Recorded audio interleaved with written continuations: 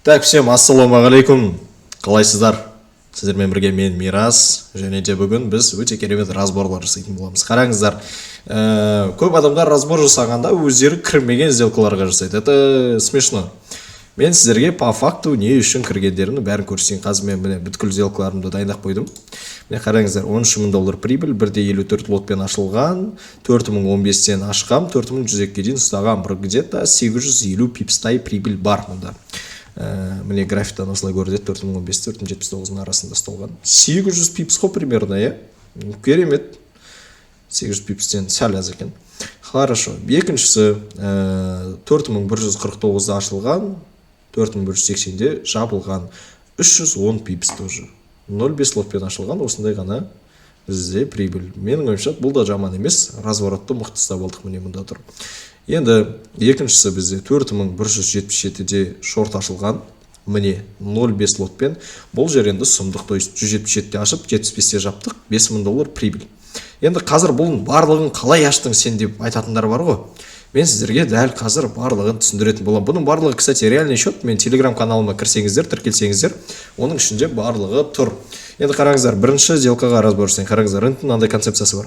То есть рынок артындағы ликвидностьтарын жинап, әдемілеп өсіп келе жатады да, бір кезде былай өсіп бастайды ғой. Ешқандай ликвидностьтарын жинамай, ликвидность қалдырып өсіп бастайды осылайша. Осы кезде бір рет слом береді, сломнан кейін қайтадан сол зонаға қайтып келеді де, полный құлап ликвидностьтарды полный жинайды. Одан кейін бізде үлкен боковик беріледі. Боковикте крупный игрок накапливает силу, чтобы он дальше продолжать тренд. Өйткені до этого бізде тренд восходящий болды, ары қарай да тура соны жасайды. И ақырындап ордер флоулар басталады. Осы ордер флоу уақытында тез кіріп үлгеруіміз керек. Өйткені осыдан кейін бізде осындай рынок үлкен движение береді. Енді бұның барлығын мен сөзбен емес, іспен дәлелдейін. Қараңыздар. То есть мына жақта бізде қалай болды рынокта. Жалпы до этого бізде өте жақсы өсіп келе жатты рынок, өзінің артында ликвидностьтардың көбісін жинап, концепциямен. Одан кейін уже тупо ликвидность қалдырып өсіп бастады. Міне. Одан кейін слом берді де, қайтадан тура осы зонаға келіп, ары қарай төмен құлады. То есть мынандай росты компенсирует, то есть это нездоровый рост компенсируется всегда нездоровым падением. Ары қарай біз не көріп тұрмыз, одан кейін бізде уже ақырындап төменгі біздің отмечать етіп қойған мына ликвидностьіміз бар, Азия лоу, мына Азия лоу бар, екеуін де жұлды. Жұлғаннан кейін не істеді баға? Жұлғаннан кейін баға уже мына жақта бізде 30 минуттық таймфреймдерде слом берді, одан кейін боковик басталды. Боковик басталды, енді біз примерно 5 минуттық таймфреймға кіреміз. 5 минуттық таймфреймға кірген кезде мен не күттім просто, мен осыны объясню. Қараңыздаршы, мен мына жақтағы бүткіл манипуляциясын күттім. Мына бәрін пропустил. Боковик болды бізде, баға төмен жүрді. Маған мынандай кішкентай движениялар қызық болған жоқ. Баға бізде осылай жүрді, то есть бір ликвидностьтарын шешіп, и мына жақта бізде уже здоровый ордер флоу басталып. Қараңыздар. Міне, мында ликвидностьті шешілді. Здоровый, асықпай өскен ордер флоу. Осы жерде мен күттім, мына Азия лоуды шешетін. Міне, Азия лоуды шешті Нью-Йоркта. Нью-Йоркта шешкеннен кейін Нью-Йоркта бізде үлкен манипуляция болды. То есть баға өте қатты өсті және құлады. Осы арқылы бізде көптеген лонгистер мен шортистерді ойынан шығарып тастады. Көрдіңіздер ғой. Одан кейін не істеді? Ақырындап қайтадан бізде асықпай рост басталды. Міне, рост ордер флоумен, міне екінші волна, үшінші волнада менің өзімнің стратегиям бар, секретный. Мен оны айтпай қойын. Сол арқылы біз кірген болатынбыз, және де бізде точка входа ретінде тағы да имбаланс алынған. Міне 5-минутный двойной имбаланс. Осы жерден кірген болатынбыз. Қараңыздар, точка входа бізде 4015 қой, то есть мен мына жерден кіріп үлгермедім, сәл баға өсті, осы жақтардан кірдік. 4015 қой, міне, көрдіңіздер ғой. Енді қарайық, қалай өскен. Міне өте үлкен сделка шыққан. Қараңыздар. Мен айттым ғой сіздерге. То есть осындай боковик надо просто переждать, после этого он начнет очень сильно расти. То есть бір күннің ішінде бізге осы росты жасап берді. Бір күннің ішінде, то есть мен Нью-Йоркта уже өзімнің тейкімді алып отырдым. Міне. Көрдік. Енді бұл енді ауадан алынған сделка емес екеніне бірден бір дәлел. 4015-те кірдік. 4102-де, міне, 102-де шықтық. Міне, менде мына жерде тұр ғой. 4015-те кірген, 102.44-те шыққан. 1,54 ақ лот менің депозитім үшін ол қатты үлкен лот емес. Зато почти 800 пипстай таза пайда. Міне 4015-тен кірген. 4015-те кірілген, 102-ден шыққан. Мұнда 79-ның ғана скрин тұр екен, жарайды енді. Ол бізде қатты әсер етпейді. Жалпы 7,2 миллион теңге осы жерден таза пайда табылды. Мен инстаграмда өзім елімен бөліскен болатынмын, жинап отқан ақшаларыммен. Дәл қазір бізде $590,000 тұр. Оны мен толықтай ашып көрсеткенмін. То есть мен тек қана оны разгон жасай бермеймін, мен оның барлығын системаны шығарып отырамын. Және де мен сделкаларымды өте ұзақ күтемін. То есть қараңыздаршы, мен хищникпін. Көп адамдар жертва. Көп адамдар қоян, ал мен арыстанмын. Мен жолбарыспын. Қалай ол? Қараңыздар, жолбарыс ол қозғалмай күтеді, өзінің жертвасын қозғалмай күтеді, до конца мықты точка входа келгенге дейін күтеді. Ал қоян болса, жертва болса, не істейді? Анда жүгіреді, мында жүгіреді, анда жүгіреді, мында жүгіреді, не істерін білмей, әр сделкаға кіріп скальп ете береді. Ал жолбарыс болса, просто күтеді. Күткен жерден уже өзінің жертвасын көрген кезде секіреді. Тура осы жақтық сияқты, то есть мен мына жақтарда асығып кіруіме болатын еді, бірақ та мұнан бәрі манипуляция болып тұр, көрдіңіздер ғой. Мен специально өзім точка входамды күттім. Мен мына манипуляцияның болатынын білдім. Мен осындай боковиктің болатынын білдім. Өздерінің ликвидностарын өздері жинайтынын білдім. То есть бірнеше күн бойы осы концепцияны мен білем ғой. До этого мен осыны торговать еткен. Соны күттім. Аллаға шүкір, өте жақсы бізде жүріп беріп жатыр. Енді мына манипуляциядан кейін уже ордер флоудан кіріп кеттік та, и сразу палка тастады. Былайша айтқанда, сразу отработкасын берді. Енді мына сделка түсінікті болса, келесі сделкаға көшейік, достар. Ал енді екінші сделкамызға көшейік. Қараңыздар, бізде одан кейін баға қатты өсіп, то есть мен мұнда фиксироваться еттім, одан кейін баға бізде құлады, мұнда ликвидность қалдырды. Одан кейін ары қарай жоғары кетті. Азия бір ликвидность қалдырды, мына жақта ликвидностьтер қалдырып, сәл боковик беріп, то есть бір күш жинап алады. То есть сіздер қараңыздаршы, бірінші подходтан кейін бір 5-10 минут күш жинаймыз ғой. Сондай күш жинау ғой мынаудашы. Екінші подходын жасады, міне көрдіңіздер ғой. Екінші подход жасады. Мына жақта бізде былайша айтқанда часовой имбаланс болды. Часовой имбалансты жаба алмады, ортасына дейін в целом барған жоқ. И бізде түнде мен осыны помню, 244-тен бастап қатты құлап бастады баға. Осы часовой имбаланс өте қатты магнит ретінде оны тартты. Енді қараңыздаршы, бұл часовой имбалансы мен мына жерлердің бәрінде сделка ұстап үлгердім, бірақ олар уже скальп сделкалар. То есть ол қысқа нұсқа, то есть мен кірдім, шықтым. Ал мына сделка мен полный разворот ұстаған болатын. Енді осының логикасын түсіндірейінші мен сіздерге полностью. Қараңыздар. Бізде жалпы қалай болды ол? Бізде мен сіздерге былай көрсетейін. Бізде баға өте қатты құлады. Құлағаннан кейін мен қараңыздар. Қанша ровно қараңыздар? 75 па? 45, 245-тен 145-ке дейін құлады. 145, ровно 1000 пипс. 1000 пипстан кейін баға в целом 1000-нан асқан, 1000 пипстан жоғары немесе төмен қатты құлап өспейді. Одан кейін спокойно всегда разворот береді. Енді қараңыздар, мен не істеймін? Мен мына құлағандарын көремін. Менің цель ретінде кішігірім имбалансты аламын, және 1000 пипсті алдық. Это бірінші фактор. Екінші фактор, біз имбалансты жаптық полностью. Үшінші фактор, біз разворот беруіміз керек. Мен слом іздедім просто. Слом қайда? Енді қарайық, бір минуткаға кірдім. Міне бізде слом берілді. Сломнан кейін бізде подтверждение берілді сломға. Одан кейін бізде міне минутный таймфреймда бізде жақсы ОБ болды. Жақсы ОБ, стоп за защищенной зоной. Все, міне тестировать еткенне кірген жоқпын. То есть минимальный риск қой бізде, қараңыздаршы. Минимальный риск защищенной зонаға стоп-лосты қоясың. То есть стоп-лоссымыздың өзі 40 пипс. Мына жаққа примерно біздің take profit болды. И отработкасын өздеріңіз қараңыздар.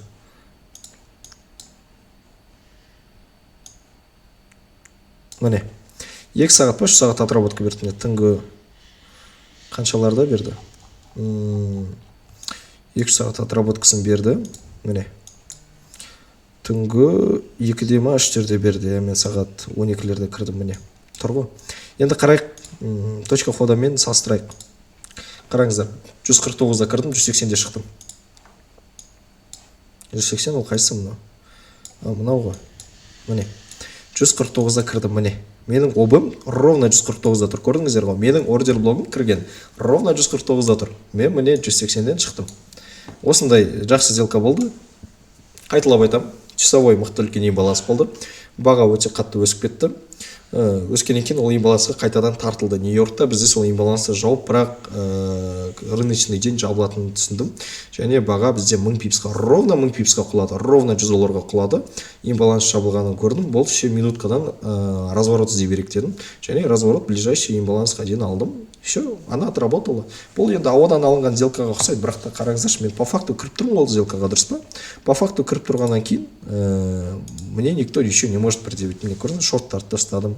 Міне мына жерден кірдім, 149-дан 180-ге дейін ұстадым. Оның арасында мынандай короткий сделкаларым болған. Вот осындай мықты отработкасын берді. То есть бірнеше сағаттың ішінде түнде мен магнумға кіріп шығам дегенше $3000 прибыль. Енді келесі сделкаға көшейік, достар. Так, достар, ал енді келесі позицияға көшейік. Келесі позицияда біздің прибіліміз $5075. 177-тен ашылған, 75-тен жабылған, $5000 прибіль 0,5 лотпен ашылған. Мұнда реальный счет бәрі инстаграмнан көрсеткем. Міне, көрдіңіздер ғой, 77-тен ашылған, 75-тен жабылған. Вот. Енді қарайық, мен сіздерге оны толықтай көрсетейін, қалай болғанын барлығын. Қараймыз. Мынау ростты көрдіңіздер ғой, мына росттан кейін мен не көрем? Мен не көрдім, білесіздер ма? Мен одан да үлкен магнит таптым. То есть маған просто зона интереса, баға қайда бару керек екеніне, маған интересный зона керек. Дневной таймфреймға керек. Дневной таймфреймда бізде дневной имбаланс болды. Дневной имбаланс міне тұр. Және де енді осы имбаланстарға в целом мен бағаның баратынын күткен болатын. То есть біздің үлкен магниттеріміздің бірі осы болатын. Көрдіңіздер ғой, мына имбаланс. Бұл имбалансқа баға бармаған. Учитываем это. Енді қарайық. Не көрдік? Бізде мына жерде ликвидность қалған болатын. Міне мына зонада ликвидность қалған болатын. Осы зонадағы ликвидностьті біз енді шешетін ол жақта до конца түсінбедік. Қалайшан шешеді, қалай шешеді. Бірақ та в целом қарасақ, бізде баға бүткіл ликвидностьтарын жоғары жақта жұлып кеткен. Міне. Мұнда барлық ликвидностьтар жұлынған. Баға бізде қайтадан падениесін бастады, мына жақтан разворотын ұстап алдық. Және де осы жақта уже бізде мында ликвидностьтар қалдырып кеткен. Енді Азияны көреміз. Азияда бізде ликвидность жұлып кеткен. Мына жақтағы ликвидность, Нью-Йорктағы ликвидностьтар алынып, баға төмен қарай әдемілеп ордер флоумен келген. ОФ, кәдімгідей реальный ОФ. Бізде енді жоғары жақта 3 ликвидность болған, міне біріншісі, екіншісі, үшіншісі. Менің сразу мына жерден кіріп кетсем болатын еді, мына жерден кірсем болатын еді. Все, ордер флоу бар ғой, төмен кете береді деп. Бірақ та мен түсіндім, то, что қазір ол бір манипуляция жасауы мүмкін. Ол бір ликвидностьқа барып, қайтадан жоғары өсіп, содан кейін құлауы мүмкін. То есть мен до конца күтейін дедім. Және де міне көріп тұрғандарыңыздай мына ликвидностьті біздің жұлды, жұлғаннан кейін барып қана мен кірдім. Енді все, контекст понятен. Бізде дневной имбаланс бар төменгі жақта.